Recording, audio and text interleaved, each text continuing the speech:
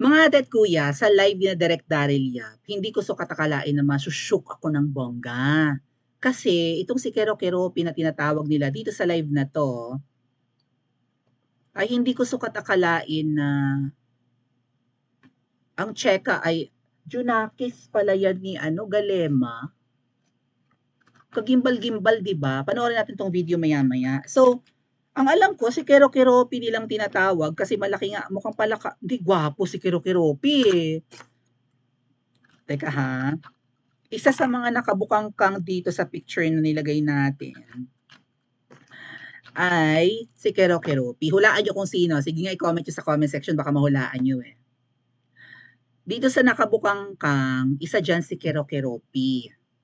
Si Kero Keropi nung kanyang kabataan, kamukha ni James Reid. James Yap ba ang nasasabi ko? James Reid.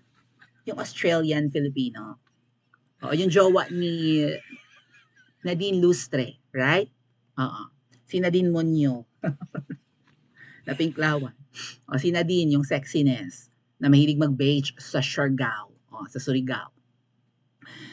So, kamukha niya si James Reid. Sino kaya sa tatlong ito, ha? Yung dalawa kasi dyan, mukhang Pinoy naman ang datingan talaga. No? Walang lahi ang kanilang paghihitsura. Pero yung isa dyan, ay takpan ko nga yung mga masasagwa nilang anes. Ang kanilang mga kasagwa-sagwa na mga, sandali nga, takpan natin. Alright.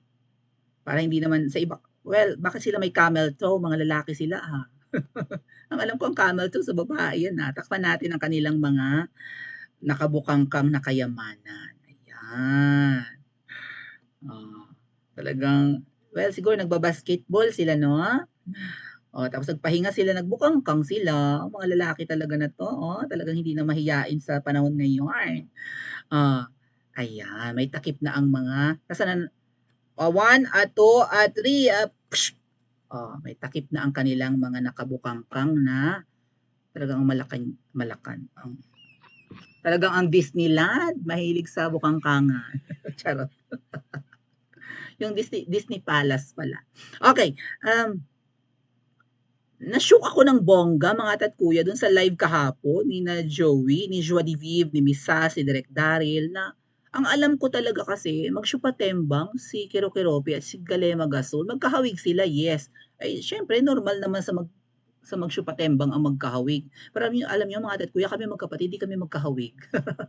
Ang itsura ko ay kuha kay mama, ang itsura ng kapatid ko ay sa tatay ko. How I wish na nakuha ko yung matangos na ilong ng tatay ko. Pero ang balat ko naman kuha kay mama, no? Well, si papa siguro kung hindi bilad sa araw, maputi yun kasi lahing Kastila ang tatay ko, kaya prominente ang mga ilong. But may mga magsusyupatembang naman talagang magkahawig. Tapos, dito sa live na to nila Direk Daryl Yap, panoorin natin ha, in few seconds, nabanggit nila na ang edad raw ni Galema ngayon ay 64. Tapos si Kero Keropi na isa sa mga bumubukangkang ay 47. So kung isasubtract mo yung 47 sa 64, that's 17. So naging anak, kung totoo man, ni Galema, si Kero Keropi na isa sa nakabukangkang. Tumpak si Dr. Gloria Hitomo Labaco, si Ate Mary Kathleen Tick, at si Ate Marinel Makion, tumpak, ganun. Plus 5 points sa recitation. Wala siyang IG, Ate May Pipikat. Wala siyang IG. May mga nakatumpak, ganun sa ating class recitation. So, nagulat ako. Yes, ganito ang expression ko sa pagmumukha ni Sas. What? Anak sa pagkadalagwa sa ilalim ng puno. Nakakatawa yung mga code name ni na Direk Daryl Yap dito. Actually, panoorin na natin mga ate at kuya para hindi tayo mapahaba, ha? Okay. Let's listen.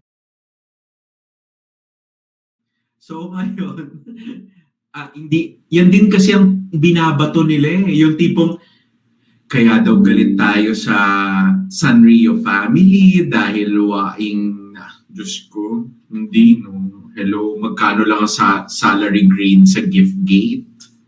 Hindi nga, kasi nga, pag member ka daw, pagkasama ka ng Sanrio family, ano ka girl, may commission ka sa mga bawat bibilin sa gift gate. Yun yon. Commission basis po kasi sila sa gift gate. Hindi po sila, hindi sila buwanan. So walang hindi naka-standardize itong mga pasweldo. Okay. Mga ate at kuya, kung ako tatanungin nyo, yung gift gate starts with the letter G, di ba? Doon daw nabibili yung mga relo na Swatch. Parang inabot ko yung gift gate. Parang dumadayo pa ako niya sa SM South Mall, sa Las Piñas noon. Gift gate, I think it pertains to the government. Tama ba ako mga ate at kuya? Ang tinutukoy nilang gift gate ay government. Parehong G eh. So ang sweldo sa government, hindi naman malaki, pero ang ibig sabihin ni SAS, may mga commission ka daw kapag kasabwat ka sa kamkaman, sa government or sa gift gate. Okay, let's go back and... Kaya pala si Kero-Keropi, ganun na lang.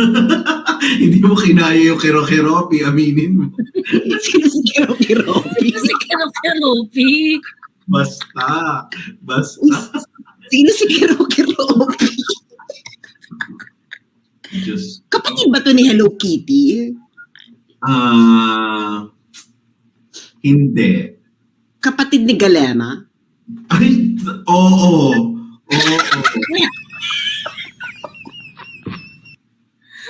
Ay, ayokong magsimula ng gera pero may nagsabi hindi daw siya totoong kapatid ni Galema.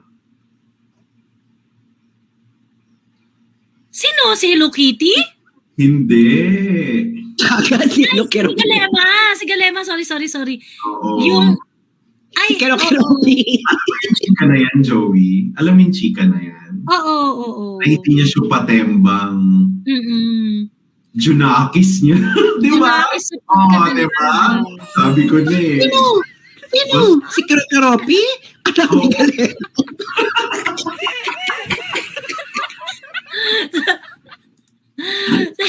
Sabi ng isang abogadong chismoso na nagpadala ng kanyang comment. Sabi niya, ano ba naman yan? Sabi niya, tangina, may beauty queen, may makeup artist at ang kinanggasol daw bumagsak si Hello Kitty. At itong makeup artist na to, alam to sa showbiz, kasi nga makeup artist to hanggang ngayon. At ang mga kliyente niya talaga, mga A-lister talaga. Kilala ko yan. Yan ba yung taga Cebu? Oo. So ano pala siya, girl? Papangalanan natin siyang Gwen. Wag naman. Okay. Papangalanan natin siyang girl. Ano bang maganda sa Cebu? Why not pangalanan na lang natin siyang Tinduke?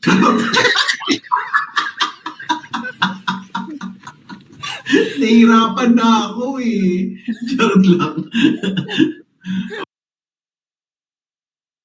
Ayun, doon pala. Narinig yun ang pangalan. Connected yung topic natin kanina sa ngayon. Nabanggit talaga kung taga saan at ang pangalan, mga ate at kuya. At ang hindi ko kinaya, yung Kero-Keropi. Kasi yun nga alam na, magkamukha nga talaga. Pero yung puno ng saging, hindi kahawig ni Kero-Keropi. Siyempre, sa puno ng saging, may nuno doon na sa punso. May nuno sa punso. May punso doon na parang busog. May punso doon, tapos parang may duwending busog. Na pwede nating tawaging Galema rin. Doon sa puno, may punso. Nandun si Galema. Nabuo ngayon si Kero-Keropi. Si puno ng saging, hindi kamukha ni Kero-Keropi. Yung eyes at least. Pero yung baba, medyo hawig naman konti. Pero yung features ni Kero-Keropi, kuha kay Galema. Magkamukha sila. Kaya nga, pwede talagang sabihin na mag-syupatembang ever. Kasi magkahawig naman, may magkakahawig naman na mag-syupatembang, di ba? Kahit nga mag-ginsanels, magkahawig. Kahit nga hindi mo kadugo, minsan kahawig mo rin, 'di ba? O tingnan mo yung si Anes, yung taga Cebu, sabi ni Sas. Oo, na pinangalanan ni Direk Daryl Yap, kahawig ni Charlene Gonzalez. Sabi niyo, hawigin ni Alice Dixon, more on Charlene Gonzalez. Kasi isang lahi naman tayo, magkakahawig naman tayo, di ba? Mga Pinoy magkakahawig naman. Oh, so, what? I mean, walang problema kung kahit nga si yung ate ni Hello Kitty, anak daw yan sa iba ni Madam. Di ba si Hello Kitty may ate? Iba yung hugis ng iba yung hulma ni ate. Ang hulma ni ate medyo kahawig ng sa prinsesa. Parang Gimaras Mango. 'Di ba? Lalo na nung kabataan. Mango ng Gimaras. So sabi, anak daw sa iba ni Madam. Yung maondang-maonda na ngayon na, yeah. Yung magulang ni Hello Kitty at ni Mango, ni Mango, ni Mango Republic, ni Rainbow Bright nilang tawagin. Ibang hulma, wala namang problema, 'di ba? Wala namang bibihira naman hindi naman may mga imperfect family, right? May mga extended families tayo. So, ganun talaga. May mga even nga yung si Madam Filipiniana. Si Madam Filipiniana ay rin naman yung nanay nun anak sa yung nanay niya ay pangalawang asawa lang, right? Si Madam Filipiniana ay anak sa pangalawang asawa. May unang asawa yung tatay ni Madam Filipiniana. Yung laging na ang buhok ay na magulang ni na Hello Kitty at ni Gimaras Mango tuloy. Walang problema, 'di ba? Even si Sharon, aminado siya na ang kanyang nanay ay kulukadidang lang ni sino nga yung tatay ni Sharon? Pablo Cuneta, right? Pablo Cuneta. Ang nanay ni Sharon ay kulukadidang lang din ni Pablo Cuneta, di ba? Escabeche ang nanay ni Sharon. Aminado si Sharon Cuneta. Walang problema. Secret nila yun. Lahat naman tayo may sekreto, di ba? May mga tinatago tayong skeletons in our closet. But, ang usaping pinipig crunch, ibang usapan yan. Yun kasing anak kung totoong si Kero Keropi ay anak ni Galema, si Kero Keropi ang sumira sa buhay ng artistang makinang. Na kung tawagin ni Sas ay Diamante ng Botswana. Yung artistang makinang, nawala ang kinang, nawala ang ningning. Iba yung bituin iba yung bituin. Ito ay precious stone. Nawala ang kinang, pero bumabalik ngayon, kaya lang yung panga niya, naglalak na talaga. Hirap na hirap siyang magsalita. Nakakapagsalita, pero iba yung pagiging bibo niya noon na talagang para siyang babaeng bakla. Nakakaloka. Ganon. Hindi! Walang bagong taon! Wala sa pamilya ito magbabago! Charot lang, oy. Pero mahalata nyo naman sa kanya, di ba, na gumaganon-ganon dahil yung kay Kero Keropi daw. Naging jowa si Kero Keropi ng makinang na artista and nasira ang buhay ni makinang na artista. Hindi baga nadisiplina ni Galema si Kero Keropi. Kung anak man yan or syupatembang, hindi niya nadisiplina or negosyo nila yan. And siguradong alam to ni Hello Kitty, di ba? Si Hello Kitty, ganun din parang yung pangarap niya, parang pangarap. Gumaganon-ganon din Si makinang na artista at si Hello Kitty, parehong gumaganon ang pangarap, mga ate at kuya. Tumatabingi ang pangarap. So ano ba itong nagpapatakbo sa bansa natin? Bukod sa apakaraming baho, ay paano nila susolusyonan ang pinipig crunch na kumakalat sa buong bansa natin. Kung mismo nagpapatakbo ay paborito ang pinipig crunch. Tapos ang inuuna nila yung mga vloggers na kritiko nila, ipapadampot sa mga pulis. Unahin nyo ang problema na pinipig crunch. Pagmahal ng bilihin, yung mga totoong problema, ang inuuna nyo, bumabati ko sa inyo eh. Palibasa, marami kayong, ayaw yung sumingaw ang baho nyo. Magurgur nyo man ang mga vloggers, lalabas at lalabas ang baho nyo. Late na nga kami, nakakaalam ng mga baho nyo eh. O katulad yan, kagabi ko lang to narinig sa vlog nila. Ay, alam na to ng mga elite. Ng mga kaedad ni Hello Kitty. Yung senadorang si Nikki. Di ba may senadorang Nikki? O, binubulgar niya. Mahilig magpinipig si Hello Kitty. O, ang tanong, si Hello Kitty lang nagpipinipig o kasama si Galema Gasol? Tapos yung si Kero Keropi. Pa-comment nga po sa comment section at mag-like and subscribe din po kayo.